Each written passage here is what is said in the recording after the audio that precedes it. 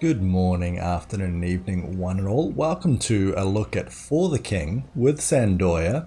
I have played a little bit of this beforehand, but I'm now going to take you through it a wee bit, maybe show you a thing or two. Maybe you can teach me a thing or two along as we go along here too. And let's see how we fare, shall we? So as mentioned there, we're going to start with a new game. We're going to go for the King. There are multiple different levels that we can go through. We're going to start with Journeyman. So we have played with Apprentice there, but I feel like we'll ramp it up with a bit more difficulty there so you kind of see what kind of different modifiers that we have throughout, and the kind of difficulty certainly ramps up from our earlier stages there. So Journeyman here, for experienced adventurers, are Farul. So we're in the foreign kingdom of Farul, or I guess it's not foreign to us there. Law payout of 100%, that means things that we can then spend. Law is kind of our unlock currency, if you like, so we can unlock new encounters or new areas or new weapons, for example. Chaos frequency is the, well, we'll explain in a bit more detail later on once we get in there, but the frequency with which chaos tokens there reign supreme across the land there. It is kind of turn-based, as you will see here in a second. Our life pool is 3, which is not many, but that does give us resurrections for our party. Economy inflation is the price of items there, of course. Enemy health, understandable. End turn health gain, we do get that.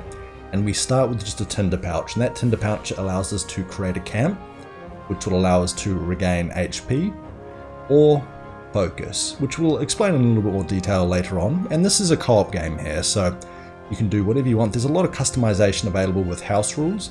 But if it's your first time looking through here, maybe don't worry about that too much.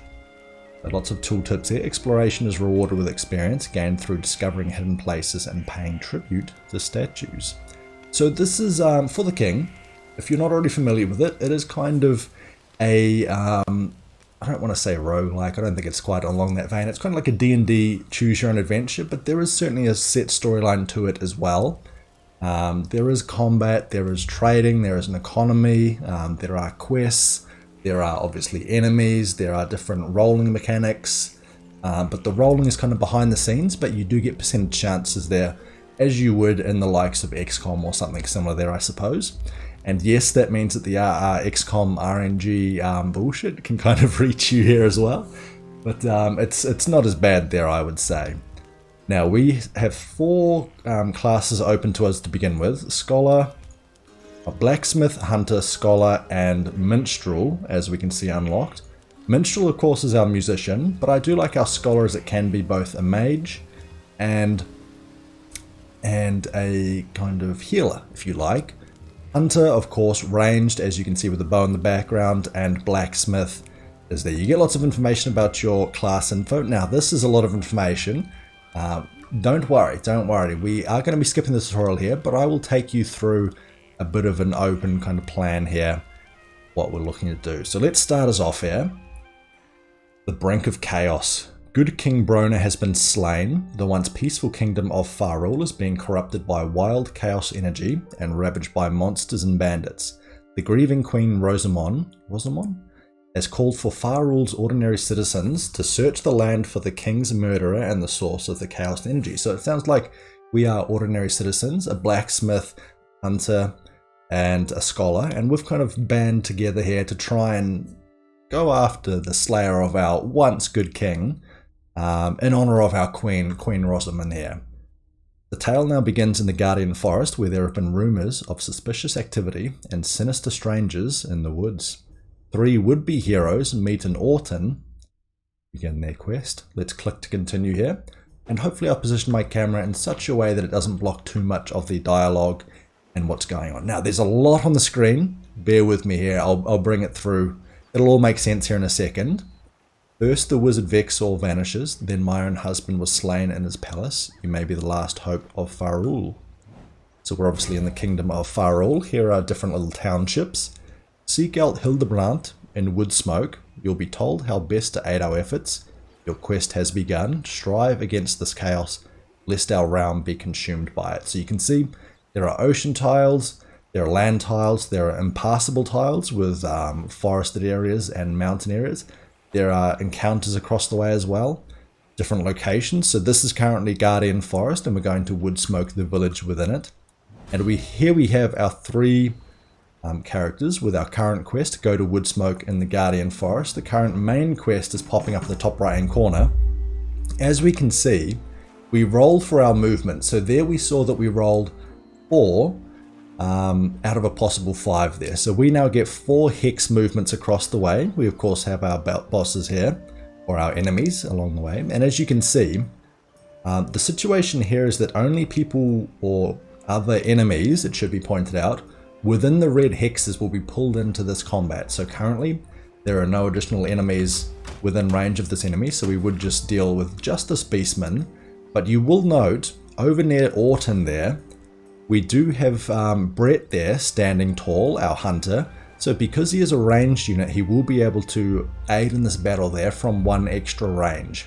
However, Cass, who is not within the red tiles, will not be able to help out. Up top is our kind of progress tracker. So after we each take a turn in the 1 stage of day pass, you can kind of consider this as, I don't know, 2 hours per day, something like that. Then of course you have a nighttime phase when things get worse. These are our chaos tokens. They add additional perils and challenges, as we can see, chaos level increasing, our lives across here. Otherwise, down here are our current characters. So we have myself, we have Brett, and we have Cass. It is currently my turn, as indicated by this being lit up. We have 6 gold. We can check out our inventory, see everything that we've currently got. We're currently wielding a hammer and an iron shield. Absolutely fantastic. We can toggle our stat bar if we want to get fully in depth. I'm not going to worry about that too much there, and neither should you. At least not if you are just beginning this for your first time. We have our health. So this is our current and max health. This is our current health right here, of course. We have our inventory, and everyone has a separate inventory. So there is a bit of inventory management, inventory juggling, which can of course be difficult if your party splits up for whatever reason. So keeping them nearby is good for combats, and it's also good for inventory management, getting that trading system going there. As you can see, I can currently give gold to all of the party members, but if we're more than 1 hex between us, sorry, if there is a hex between us or more, then we won't be able to trade. And now down here we've got all of our stats. So strength represents your physical conditioning. So strength, obviously melee weapons and physical challenges. Vitality, endurance, and health. So that's why I've got a little bit more max HP than the rest here, because of course being a blacksmith I have greater strength and vitality. Not very smart though, not very smart. What is it? Art imitates life in that regard there. So 40 intelligence, accuracy with tomes and saves. So intelligence is very important for spellcasters, which is why Cass, who is our scholar, of course, high intelligence scholar, kind of somewhat synonymous. Then of course we've also got awareness. Now Brett is great in awareness there, because awareness is accuracy with bows and polearms, as well as the ability to prevent and launch an ambush there. So ambushing enemies there is a kind of scenario that we can deal with here. So if, for example, we had another enemy right next to you there, we could ambush you, and if we succeeded the roll, then this enemy would not get drawn in. And that can be very useful if you don't want to fight massive hordes of enemies all at once there. It can be a little bit too much there for you. Other than that, we've got talent, accuracy with musical weapons, boat movement, and trap disarming. It's okay.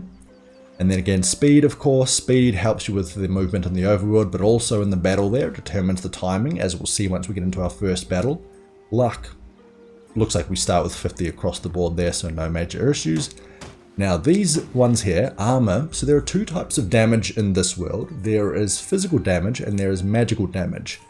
Armor helps you negate physical damage, and resistance helps you negate magic damage. So as we can see, our blacksmith has a little bit of extra armor owing to the shield that we have equipped, which we can see right here. Hammer and shield plus 1 armor. Beyond that, everyone else starts with a little bit there. Brett starts with 1 armor, Cass starts with 1 resistance. That's simple enough. Evasion is your chance to completely evade an attack. So even if they manage to roll all the dice to get a good attack in on you, you can still have a chance to evade it there. Now I'm quite big and cumbersome there, blacksmith, not very agile, so I've only got 7 evasion.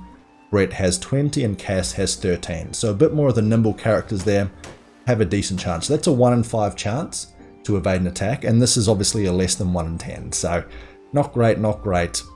Whereas Brett is doing fantastic there. Then we've got the attack damage, so how much damage we do each and the type of damage. So we're going to be doing 10 damage for a standard attack, Brett's going to be doing 6, and Cass is doing 6 magic damage. Beyond that, what else have we got? We've got the pipe level. The pipe is actually quite interesting. It's a very interesting comment, kind of mechanic, if you like.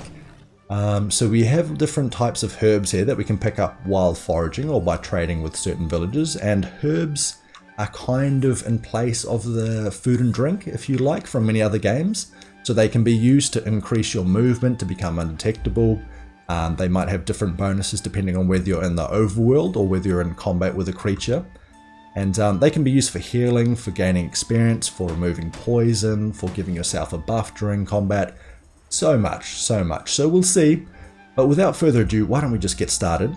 And you know what, Sandoya, we've got a boon right here. Full focused bronze hero. Okay. I tell you what. We're going to be picking up some boons here first. We might as well go for our... It's kind of a waste to pick up our full focus right now. But getting free experience for our heroes right at the start here sounds like a useful course of action. In fact, how do I play this? This is where your movement comes in handy for sure. And I'm wondering who best to go for. I think I go this way. So we go to the Sanctum of Wealth for myself. We pick this up, and I will devote this. So a Sanctum there gives you a chance to revive once you get back. So that's already been claimed. We can only claim once per turn. We'll then head this way up to our combat. Nice day. Sometimes you get little bonuses like that which can help you move further. But for right now, we're just going to leave that as is. We will end our turn. And I would highly recommend you keybind spacebar to end your turn. It makes it so much easier than having to click this button in the top right hand corner here. Now it is Brett's turn. So with Brett, why don't we bring you down to Bronze Hero? But what we will do first, we will actually use our focus. So use focus to guarantee action rolls.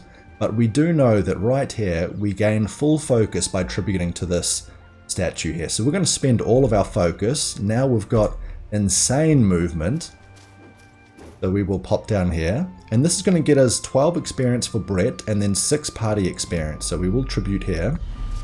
And then obviously that stacks there. So Brett got an extra 6 on top of the 12. And of course Sandoya and Cass also picked up some extra.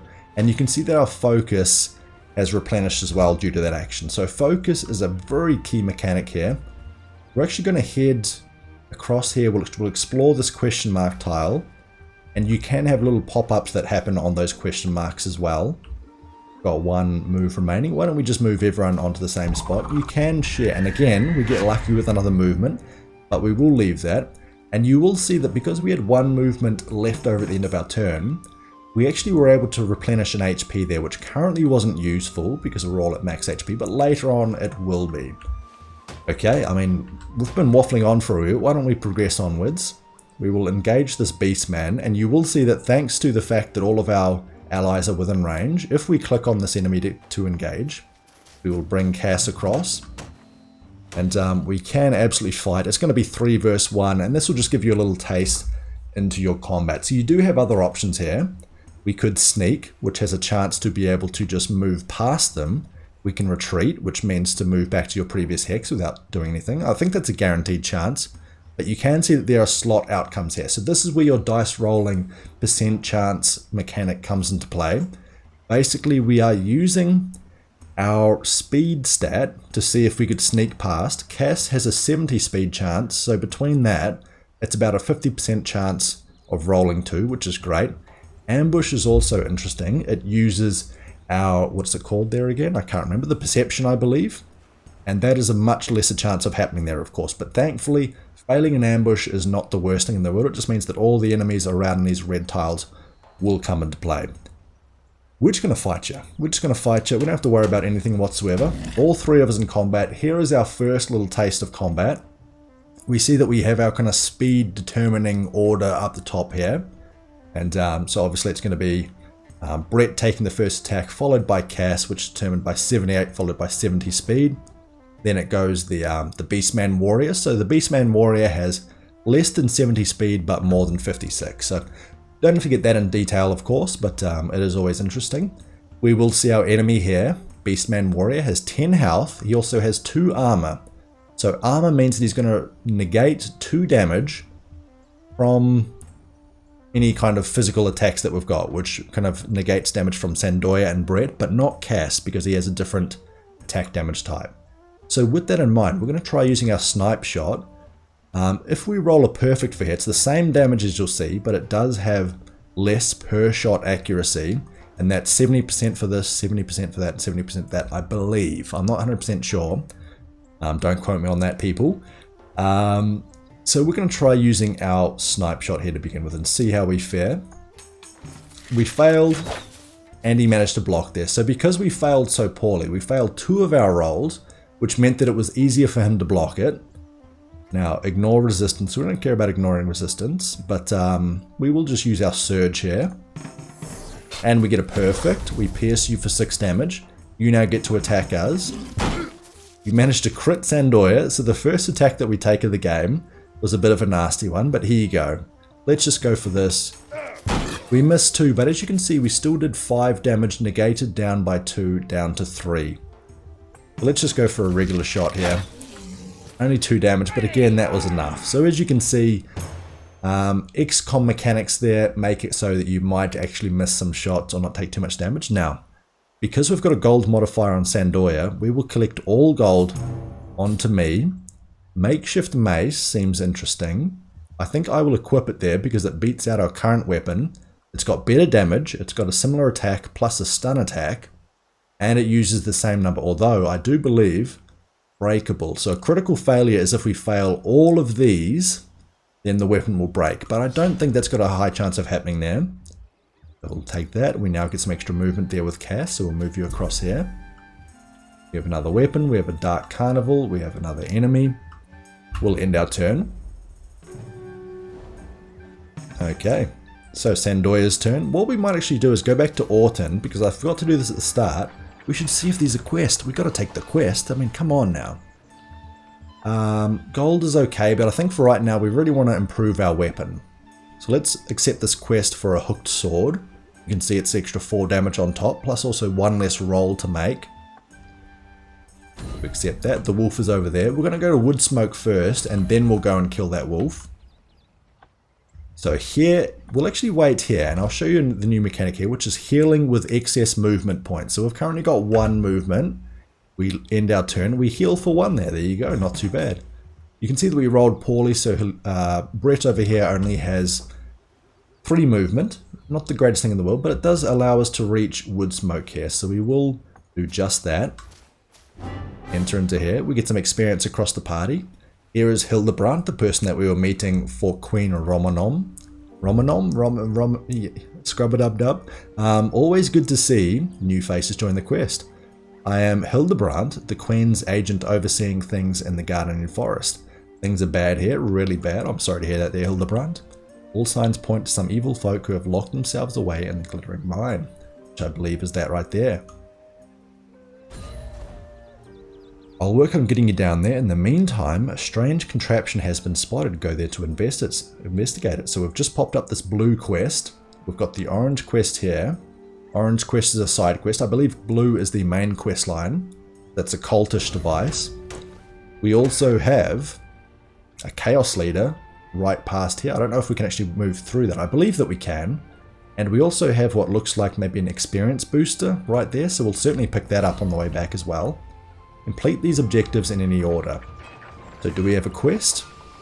We can pick up a tinder pouch, which is good. I think we honestly instead we'll go for the bounty to reduce chaos, because reducing chaos stops our difficulty from ramping up. Okay, that's quite back out of the way there, isn't it? I think to begin with, why don't we work towards the Timberwolf camp, then we can work back over to here, then we can go back to this way, and then maybe back into there as well. So we've got a bit of a path there laid out to us. That can obviously change there on a whim. And while we're here, why don't we quickly check out the services of the village. So we can replenish HP, we can replenish focus points, we can replenish more HP, or we can remove curses. Curses are kind of status effects that last around for a long time here. But for right now, let's end Brett's turn. He's currently resting in the village there. Now it is Cass's turn here. We will bring Cass out down this path here. And we explored something here, a friendly camper. We cannot focus, so we cannot use one of our points down here. A hunter is roasting fresh game over a campfire. You're invited to share the bounty. So there is a chance of 10 HP, 36% chance. There is a 50% chance, let's round it down, or round it up, shall we, that we gain some experience, and there's a small chance that we fight. I think we take this risk. There we go, perfect. That was the perfect outcome. So we got free experience there for nothing. Can't really complain about that. We'll head out this way. Now the good news is that the enemies do not move tiles there, so you choose whether you wish to engage them or not. It is entirely your choice. We'll head down this way. I mean, we could just kind of take you out right now, couldn't we? Because you are level 0. What's your movement here, Brett? There we go. That's a great roll. So we can move you down to here. Oh, okay. We found a buried artifact. Something glows from beneath. So +1 gain item. Otherwise, the rest are danger or damage. You know what? This is a situation there. I am very greedy. I want to roll to improve our chances here. Use our focus. So here we go. Let's use a focus here and let's see what our slot outcomes change to. We're currently 14% chance to gain an item. Now it's 38%. We're going to use one more. Now it's 2/3. We could use our last focus, but I'm going to roll the dice that 2/3 is enough. That way we save a focus. Let's hope for the best. No comment, no comment. So Brett took some damage. We didn't get any items. A bit of a rough one there. Not much we can really do about it though. A shame though, to be sure. You know what? Why don't we take out this Beastman here on this turn? All three of us will take part in this combat, and then we can always do our Timberwolf camp in a little bit. Although, we really do want to get the Sanctum first. And who do I want the Sanctum for? Maybe Brett? No, I think we'll just fight you. Why not? It's just 3v1. We get some additional experience along the way there. Any additional experience that we get is certainly beneficial. So let's try and use our snipe shot. Do we get lucky? We do not. He managed to block it again. This is a repeat of history there, if I don't recall. Oh, well, I mean, that's even worse than last time, isn't it? No crit though, but still 8 damage. So Sandoya's taken a bit of a beating there. Ouch, it hurts. But we bonk you over the head there, and the physics, the ragdoll physics here is sometimes pretty hilarious. Again, I will collect the gold there because I have my boon, which gains me an extra gold. Energy boost there, sure, we'll move you across. End our turn there. Now it is Cass's turn. We'll head Cass down this way. We'll head you across one more. And I will actually use a focus here to get one more movement, so right click to do so. And then we're going to use our Sanctum of Wisdom there. So now Cass is gaining a bonus 25% XP modifier, so you should be leveling up faster than others. Speaking of which, Stone Hero, you know, you could kind of run out that way, couldn't you? Honestly, not the worst idea. In fact, I'm going to do it. So now we've got full focus. We go 1, 2, 3, 4. We're now at empty focus, but we've got 4 movement. But you see here, we get full focus plus 12 experience. And I believe that will give us a level anyway. But I believe that with our experience modifier, we get more than 12 experience. Let's see if that is the case.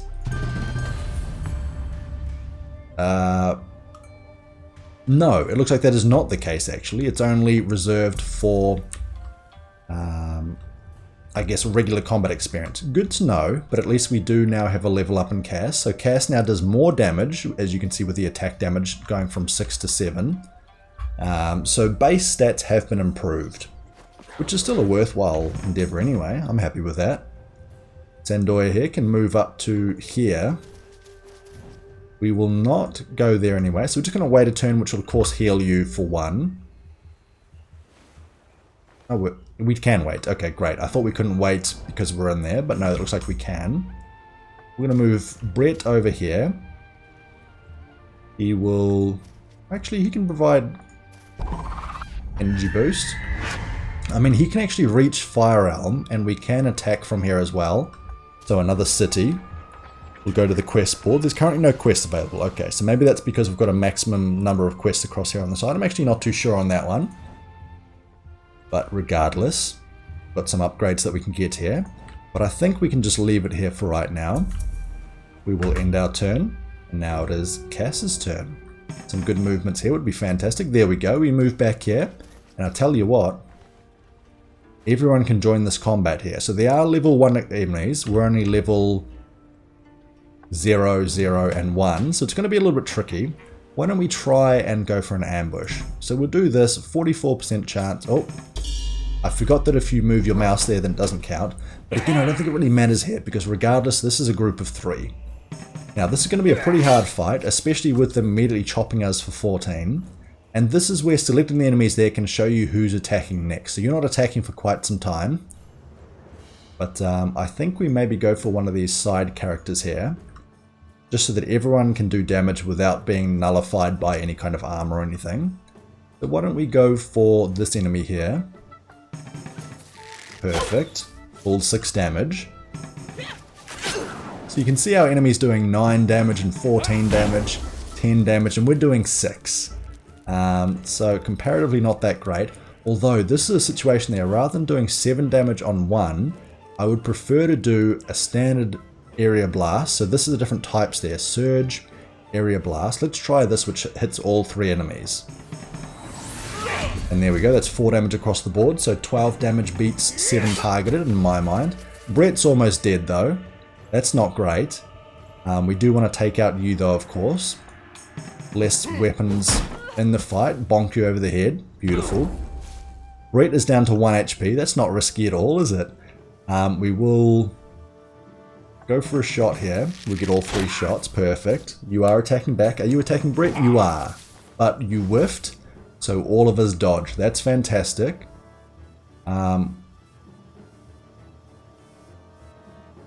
I think we leave you, or Sandoya, who's attacking here shortly. We instead focus on this attack right here. Okay. Good thing you don't have any magic defense there. Okay. Brett gets knocked down. That's not good in our first fight here, of course. We will still smash you though, because you're attacking next. And actually we want to make sure that we kill you, so we use the focus, which will increase our accuracy and chance of hitting here. So now we're at 86% chance. And we absolutely bonked him over the head as well. Now we don't really want you to die as well, so let's use a life here. A shame to be using it this early, that's for sure. But it is what it is. Sometimes that happens. And now we just try and go through the armor that you've got there, of course, because you have 4 physical damage armor. We'll try and pierce through. And we do get a perfect, which means that we crit. So instead of doing 6 damage, we do 8, and we block all the armor. Okay, Brett gets killed once again. Mate. Stop. We bonked you. We did 2 damage there, even after missing. Let's revive Brett once again. I'll take all the money, don't you worry, guys. Now, our magician can use this. Plus 10% gold multiplier is interesting. I could try using talent rather than attack. I'm not sure if that's because plus 10% gold multiplier on top of this. No, I think we ignore it for now. But as you can see, there are musical weapons there as well. Okay, we lose a chaos off the top here as well. That was the reward for that quest. Now, can we revive Brett? We have to do that in battle. Oh, you're back here now. Okay, I see. Nice day, beautiful. You can jump back here. Can you revive Brett? You can. Fantastic. Do you have a quest here now? You do not. Okay, that is what it is. Let's see. You could stay at the inn for 5 GP, and honestly, I think you should. So we'll show what staying at the inn does. Replenishes a modest amount of HP and focus. We stay here. We're currently 17 HP. And now we're back up to full. So, you know, a little bit of gold there spent. And a good outcome nonetheless. Now I think this is a situation where we increase with our focus and we actually go to the firearm as well. And I think everyone... Oh, hot spring. I mean, oh, if we get to heal for nothing, be fine with that. Just so long as it doesn't... Oh, there's an 11% chance that we take damage here, which could kill us. We're going to the count anyway. We don't need to use the hot spring. It's just an unnecessary risk. Even though it was a low chance of happening, really not worth it. Okay, let's stay at the inn. We'll heal up to near full. Or maybe we'll hit up to full. No, nearly full. Okay, not too bad. I should have actually gone to the market first as you had all the gold. Oh well, it is what it is. Now, services. Brett cannot afford to stay at the inn. However, we can give Brett 2 gold here, which now means that he can now afford to stay here as well. And that's why having party members nearby really helps with your kind of management of your party, so to speak. We will end our turn here. It is Sandoya's turn. We will go to the market. We will try and trade, and I want to upgrade my pipe here. So it costs 20. We have 33. That could be a good way to go. God's Beard. So this is where the herbs come into play there. So you see that God's Beard currently replenishes 15 HP with our level 0 pipe. If we have an Elm's pipe or Elm pipe, God's Beard heals for 30 HP there. So quite a significant upgrade with this. It's kind of a cheap one to go for as well at the start, but we also have other upgrades here that we could go for. The Magic Tome, Fire Blast, Smokescreen, additional damage against ice, Dusty Book, Broken Loot, Scholar's Cap there. So we could buy a hat there for someone, Fishing Hat for somebody else, Kettle Helm for example, Stun Immunity there is pretty good. But I do think that we want to go for our pipe upgrades there to begin with, and then why don't we buy some of this as well. That's our first purchase. We will leave here, and now we can head out towards here. And if we fight you, we also pull you in, don't we? Do we want to fight you then? You are level 2, and our characters are only level 0 and 1 currently. So this is where I think we use Brett. We bring Brett across here, and we try and fight the Dire Crow Swarm with an ambush attack. So almost a 50% chance of success, which I think will not bring in this goblin here. We failed, so the goblin is part of the battle anyway. It is what it is. Obviously level 2 enemy here. Going to be a little bit more difficult to deal with here, as you can see. A lot of damage being taken already. So Dire Crows, a lot of damage there. I think we just try and one-shot the crows. In fact, I'm willing to use, given that you are attacking again here, so you obviously have high speed, I'm willing to use one of our focus, giving us a 90% chance to get you. And that's exactly what happens there. So that crow stood no chance. Good little dodge there by Cass, greatly appreciated. Now we will target you. Because you do have armor, we want to start working on you with our magic damage here. We'll do this. Still 5 damage, good damage. Now we will use Sandoya here myself to take out this crow. And even with a miss, that should still be plenty of damage there. So now it's just the assassin. 8 damage again. Really targeting Cass there, aren't you? Now we can try and use our snipe shot to pierce your 3 armor. It didn't work. We still did 1 damage though. Better than nothing, I suppose. A perfect is great. 7 damage there. And I think if we get relatively lucky here, we should be able to take you out. So of course we get horrifically unlucky and don't. So you get 1 more attack on Cass. Cass is... I don't know what Cass did to you there, mate, but really beat him over the head there a wee bit, aren't you? 1 HP left. There we go. Perfect. There we go. That's the crit that we needed earlier. Oh well, certainly helps out now here anyway. I will again collect it there just because of my gold boon, so I get an extra 2 gold. Tinder pouch allows us to camp later. We'll give it to Cass. Old necklace. Intelligence is important for our scholar here, so we will equip this with Cass. You can see that you have options for all of your items there, assuming that they all took part in the battle. We do have a night market. It's currently not night and we're nowhere near night. So we will move up 1 more. End our turn there. You can see different regions here. So the different coloured X tiles there denote different regions. So this is the Guardian Forest, I do believe. This is a different area entirely. Not too sure what it is called. But you see you have different names of towns here. You can kind of get a feel for what's going to be popping up there. So Secret Cove, we've got another combat here, Beastmen Warlocks. You can hover over things as well to get an idea. If we attack the Timberwolf camp, you will be brought in too. Although I do wonder if we just wait here. Let's see, we want to go there as well. Why don't we move around 1, then we'll wait here. You will heal for 2 HP. Start of the new day. We have a question mark, so something unknown, which if we get near it, it would be explored. But we want to take out the Timberwolf here. That's what we'll do. We'll head around here. We will attack the Timberwolf. There is a swarm, so probably multiple Timberwolves. I don't think the ambush is going to do anything here, but we almost made a 7% chance. That would have been fantastic. 3 Timberwolves. Okay, we lost some focus, took some damage. At least you're not just all attacking Cass there, which is great news. Okay, minimal damage there as well. Now, I think we just focus on the one in the middle. That's absolutely fine. Now, that's actually enough damage, assuming that our area blast hits. In fact, I think it's worth using a focus here. There we go. So we will kill the one in the middle, and both of you two are now down to 1 shots. So I think we just smash with Sandoya. Big bonk over the head. And that's the ragdoll physics that I love so much with his... That is head turned upside down? Yeah, his goatee, which is there, is pointing upwards there. So he fully... I think we kind of snapped his neck there a wee bit. So apologies there, doggo. And we then dome you as well. So we finished this combat. You can see our weapon there. And there we go. That was the quest reward completed. So now we can swap out our helmet on a stick up to a hooked sword there. So makeshift mace. We get a bunch more damage. We get different weapon types or attack types as well. So previously we had smash and stun attack. Now we get lunge and disarm. We'll get gold for myself. Give myself a little bit of a boost. Additional speed during combat. We'll give it to Cass here. And that is that combat complete there. So I think what we can do is we can end our turn here. Get Sandoya having a little bit of healing.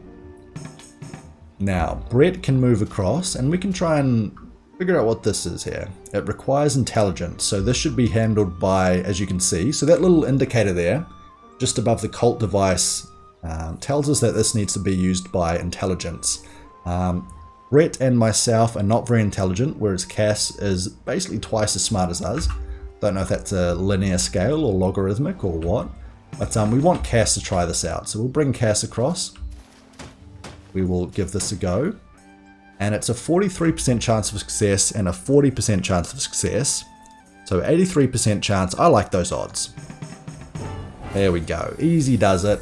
You get some extra experience for doing that. We can either go for less chaos, which we're going to add here.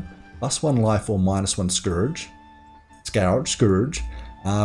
Won't worry about this right now. I think we want to add some more lives as we have lost a couple of lives in that early combat, which is a little bit tricky. We'll leave that there. Maybe there's something special about you. Indeed, Hildebrand. I think there is. Now we get to move to the Glittering Mines if we so choose. In spare some time, you've lost a crate of supplies that I desperately need in order to carry out my royal duties. Please find it for me. So we haven't stumbled across it there just yet. But Glittering Mines is level 2. We're still level 1, so maybe we'll just head over to our Chaos Acolyte here. We'll of course end your turn because you've got no more movement. We do have question marks back here. So this is where you could decide to split up your camp a little bit. Your crew a little bit. I don't think we want to do that. I think we want to move everyone here. Then we'll maybe look back to these question marks before reaching to our Glittering Mines. I think that's the way to go. And I do believe that's how I'm going to handle it. Oh, Brett finds the lost supplies. There we go. That's where they were. So we can move over that. Thankfully, it stops your movement there. So Hildebrand will be very happy with us. We'll collect that. Here's something for your troubles. We get a tinder pouch. Thank you very much. I'll take it. And now we found a lost and found. So there's a chance to find an item. We will search. 1 in 5 chance. No, sorry. 1 in 5 chance of failing. There we go. We gain an item. What do we get? Okay, a kettle helmet. We will collect it. We will then trade it. And this is where the inventory management comes into play here. So Brett picked it up, but we want to give it to Sandoya because Sandoya would like the strength bonus that it gives me there. So +2 armor, +1 strength, -2 awareness. I don't think we care about awareness too much. But now you see that our armor went from 1 to 3. And now we've got a sick helmet too. So you can't really complain about that at all, can you?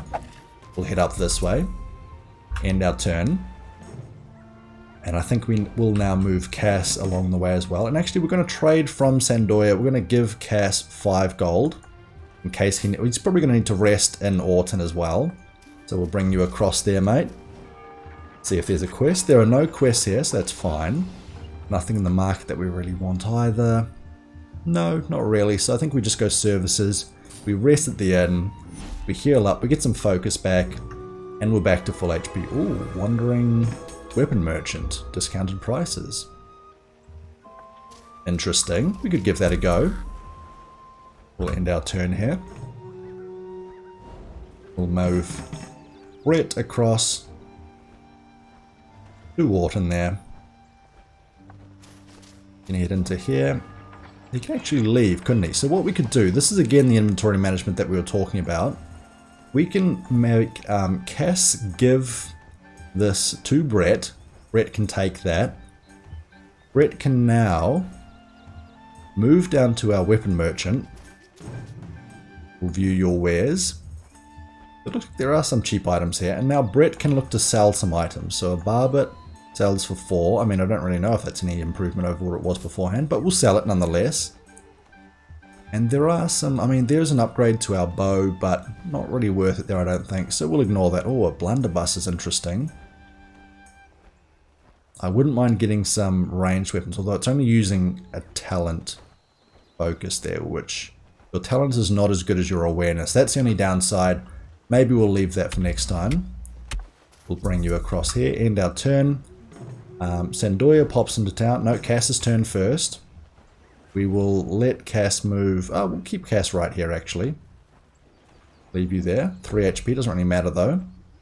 We will now bring Sandoya across into town. And I think this is where we'll wrap up this episode.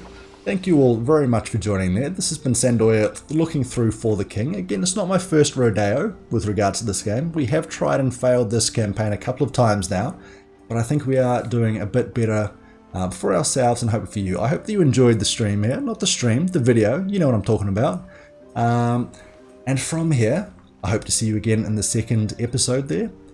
Right now, thank you very much for watching. I have been Sandoya. You have been great. See you next time. Bye for now.